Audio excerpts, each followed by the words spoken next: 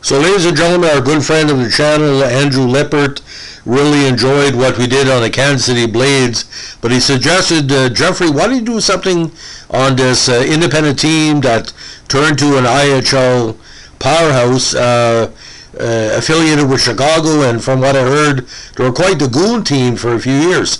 Well, I wouldn't say a goon team, but boys, they had some good coaches in their history, including two of the Sutters. Now today we're going to be talking about the team with the perfect logo for the 1990s, the Indianapolis Ice. Now the Indianapolis Ice was the name of a squad based in Indianapolis, Indiana, that played the International Hockey League from 88 to 99, and then the Central Hockey League from 99 to 2004. The original home arena was Market Square Arena. After Market Square closed, several home contests were played at Fairgrounds Coliseum, known then as the Pepsi Coliseum, at the Indiana State Fairgrounds each year, with the majority played at the Concerco Fieldhouse in downtown. Of course, their major rivals during the 1990s were that other squad that caused a lot of fear in the league, the Fort Wayne Comets. Now, the team would be replaced by a squad in the USHL called the Indiana Ice following the 2003-04 season, while they relocated to Topeka, Kansas to become the Topeka Tarantulas. Now, success for the Ice happened very quickly. They won the 1990 Turner Cup and the 2000 Ray Maron Cup. Now, that title year for the Ice in 1990, of all people, and you probably know this name, Daryl Sutter was the head coach. They went 53, 21, and 8 in the regular season, and of course won the title that year. Now the Ice that year, some really tough cats, including of all people Bob Basson, you know, the great player, and Warren Reichel, who had that year had 374 minutes of penalties. Dan Vincelent was there, Ryan McGill, Mike Peluso.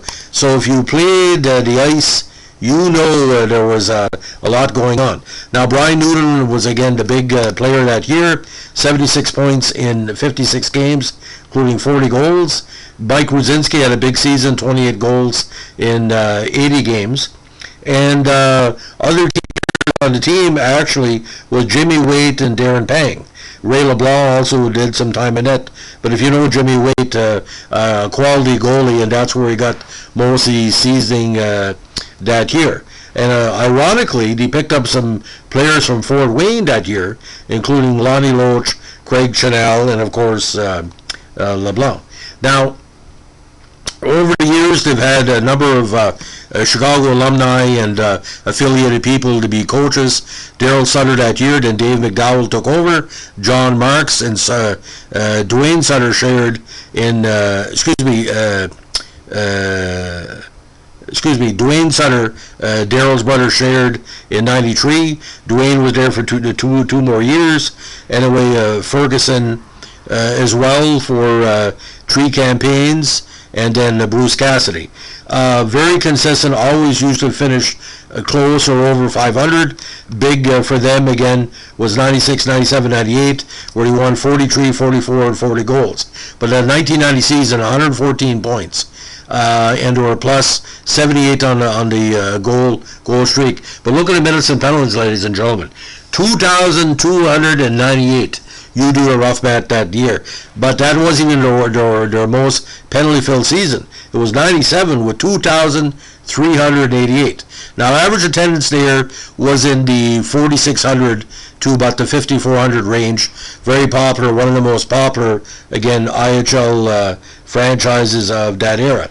But what I liked about the Ice as well, not only was their logo, their affiliates through the years were important to development of especially Chicago's players, and they had the honors for a while too, as well with Hartford.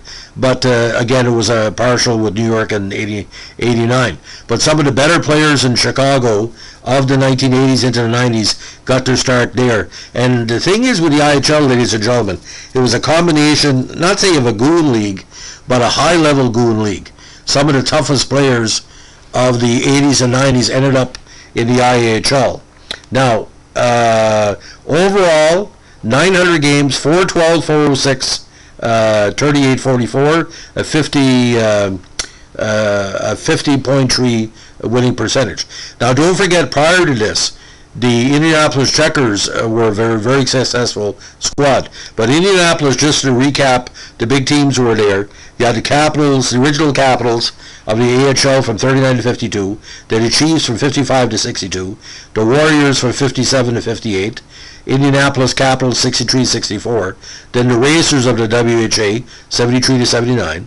Then the Checkers, the first incarnation of the CHL 79 to 84. 84 to 87, the IHL Checkers. Indianapolis Junior Ice 89 to 95. The Indianapolis Ice of the CHL 99 to 2004. The Indiana Ice 2004 to 15, and the Indy Fuel of the ECHL to present day. So again, Indianapolis hockey, I've seen a lot of the games that have been broadcast.